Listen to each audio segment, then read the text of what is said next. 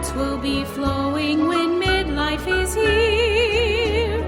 It's the most wonderful time for a beer. The podcasts are all hosted, the boys are all toasted and falling out in the yard. They'll be straight from story and tell of the glories of games long, long ago.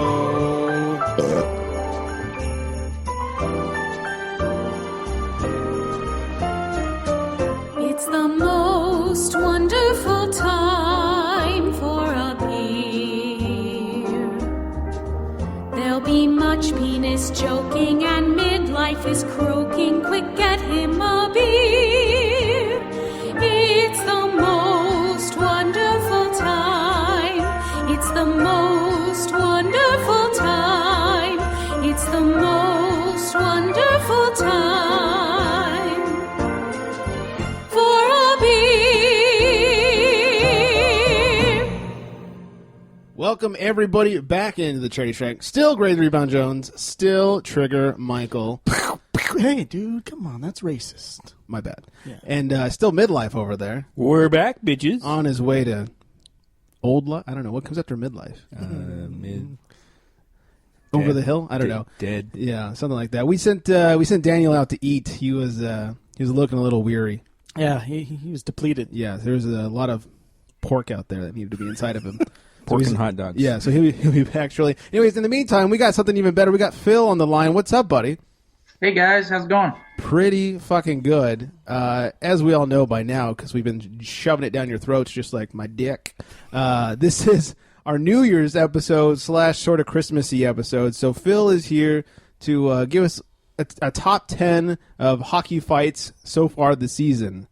Because who doesn't like bloody faces? That's the best part of hockey. So, yeah, even the people who don't like hockey usually at least enjoy the fights. And there's a great website out there called hockeyfights.com where they rank and categorize every fight, every hockey fight ever, and people vote on them. So you can vote for either of the fighters or you can vote for it to be a draw. So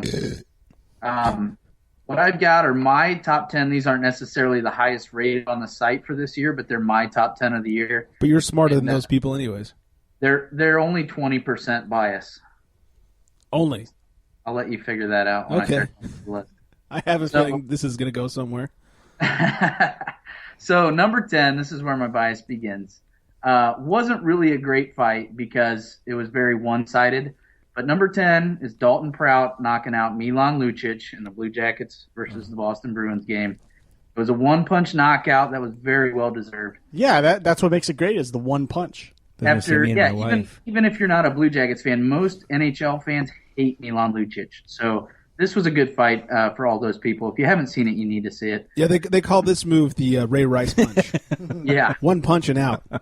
After Lucic cross-checked Prout to the back of the head, he refused to drop his gloves with him. So Prout didn't really hesitate and dropped with Lucic and took one punch. Lucic proceeded to whine about being punched in the face. And my guess is next time the Blue Jackets and Bruins play, Lucic is probably feigning injury so he doesn't have to face Prout. But yeah, one punch right to the ground. It was a thing of beauty. So that's number 10. 9, Brent Smith and Richard Panik. Smith of the Red Wings, Panik of the Maple Leafs. Smith took a pretty good clean hit from Panik behind the net and got up a little angry, slashed Panik in retaliation, led to fisticuffs. Panik landed one big right, and then they kind of just grappled it. But a few good punches thrown in there. But that's my number 9, mainly because I hate Brennan Smith. And I like fisticuffs. Old-timey fights are the best. Yeah, fisticuffs. That's right. Put up your dukes, pal. So number 8, I may get accused of bias on this one, but it truly isn't. Dalton Prout yet again. This is a more recent one versus Tom Wilson. Our hero. Of the Washington Capitals. And I tell you what, Tom Wilson is a big dude known for beating the crap out of a lot of people. And Prout just kept repeatedly checking him in the corner. Wilson got up, gave him a little shot, gave him some words. And Prout said, "Bring it on, buddy." So he dropped the gloves, and Prout welcomed Tom Wilson with several right hands right to the chomper. Nice.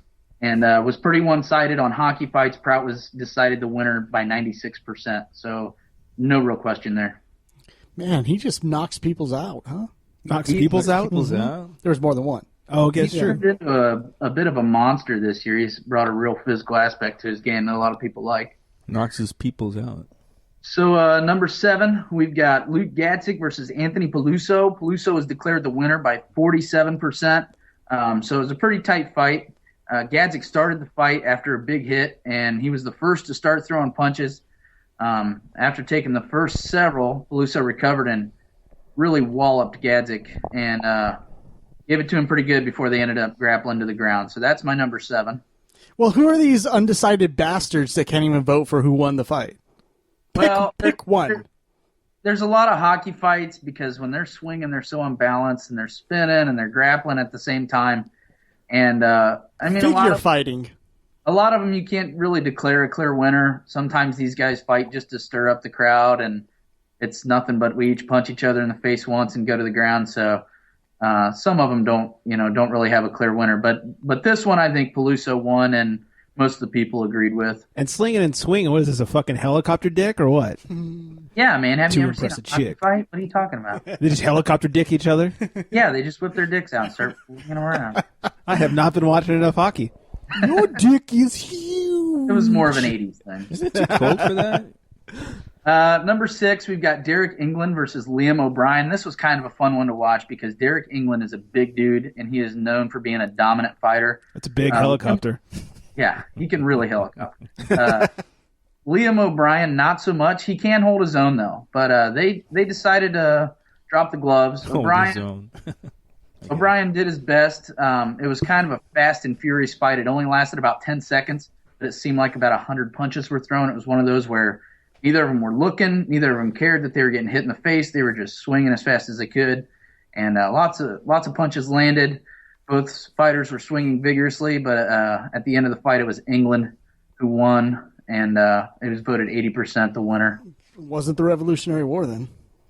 No, not spelled the same way. Oh, okay. Dick. Idiot.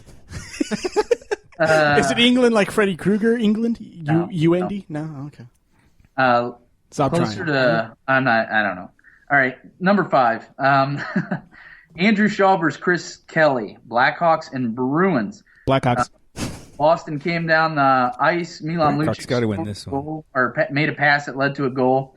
And then I think it was Chris Versteeg that went after Lucic in the corner. I'm not sure who, but started a whole big brawl between both teams. Everybody grabbed a dance partner, and it was Kelly and Shaw that ended up. Do. Yeah, it was Kelly and Shaw who ended up going, and Kelly just pummeled Shaw to further excite the Boston crowd following the goal. And it was a good fight, but Kelly definitely won. He was voted 65% the winner. So was it like a flash fight or something rather than a flash mob? No, not really. I mean, it was just one of those. It was a goal, so Boston's going to celebrate, and guy from the Blackhawks gave Lucic a little shot in the corner. Everybody was right there, and Well, Lucic deserves it. yeah, he always deserves it. He's a real cocksucker, if you ask me. But where was I here? Okay, number 4. This is where they really start getting good. Not so many one-sided fights, but really close fights with just heavy throws. And number 4 is Mark Stewart versus Nick Delorier. Delorier was voted the winner. I love his car. Delorier? Yeah. The doors go up. Got a couple letters off there, maybe. Oops. I'll try again. Delorier was voted the winner on hockey fights by 93%, which I think is a little crazy because it seemed like a pretty even fight to me. It started after a big hit along the boards on Stewart, and these are two pretty big guys, and they just started trading haymakers. I mean, none of the little jabs, none of the fast little cross punches, but just absolute right hooks, both of them. Delorier landed a few more, but I think the reason a lot of people decided him the winner was at the end of the fight. Stewart had a pretty good flurry. It looked like he was going to win the fight, and then Delorier connected with a huge uppercut that dropped Stewart to one knee and then gave him one more cross to the face for good measure, which ended the fight. So Hell yeah. That's how you win. Doesn't matter how far behind you are. You knock them down, you win it. Use that helicopter dick. exclamatory finish. Yep. Number 3 was Brandon Prust versus Chris Stewart. This one was voted a draw, 47%. This one was kind of a fun one to watch because these two guys had been going back and forth kind of the whole first period, and they were waiting for a face-off at the end of the first, and Prust and Stewart kind of started exchanging some words at the end of the edge of the face-off circle, and Prust drops his stick before the play even starts. The official skates over, issues a warning, and these guys don't care. So as soon as the puck drops, they drop their gloves, start going at it. And, they're two big veterans, two guys that have been in a lot of fights, and they did it right. A couple of heavyweights, they exchanged quite a few blows and got a good cheer from the crowd. It was just a really good, solid hockey fight. One you don't see enough of, where guys just stand in there, go toe-to-toe, and really blast each other. So Mike loves getting blasted toe-to-toe. Yes, please. Toe-to-toe getting blasted. On the toe. Yeah, he's got weird fetishes. Number 2, Chris Stewart again. Number 2. This time, and Stewart, I don't know if I said in the last one, Stewart. I'm sorry. Number 3 was voted a draw. But Stewart reappears in number 2 against Milan Lucic again, and Stewart was voted the winner by 42%. And it was actually a pretty good fight. Lucic put up a good fight, but Stewart was the clear winner. But these are two of the biggest fighters in the league right now. Lucic is kind of on the decline. But they went at it. This was October 30th, and the bout started with each of them trading big right hands. And then Stewart went on to connect with a plethora of quick jabs. He's got that grip with the left hand right in the chest and just started jabbing Lucic repeatedly right in the face. And Lucic threw a few back, and then Stewart switched grips and just started laying some heavy left hand haymakers, and that was the end. Switch grips. And the number one, reach around. The number one best fight of the year so far. This is a must see for all the hockey fight lovers out there. Andrew Ladd versus Gabriel Landeskog. Landeskog, not really a fighter. Who? But Gabriel Landeskog. He's the captain of the Colorado Avalanche. Oh, yeah. That's why we never heard of him. Pretty talented young man, goal scorer, but I know him. Not really known for throwing blows, but in this fight he won by 93% of the vote on Hockey Fights. And right off the face-off, these two guys are the respective captains for their teams, Winnipeg and Colorado. And right after the face-off, they had a little face-off of their own. Landeskog started throwing and never stopped. He had a grip that kept Ladd's right hand stuck in a sweater and just pummeled him. And Ladd eventually got his right arm free, but it didn't really matter. Landeskog just continued to land punches and was a clear winner. It was a great, great fight. That's like when Bret Hart turned heel, he would pull the jersey over people and just pound them. Yeah. Except hockey is way cooler. Well, Whoa. he got it from hockey. He got it from hockey. He was a hockey fan. I'm Stuck surprised. in a sweater reminds me of a date I had one time.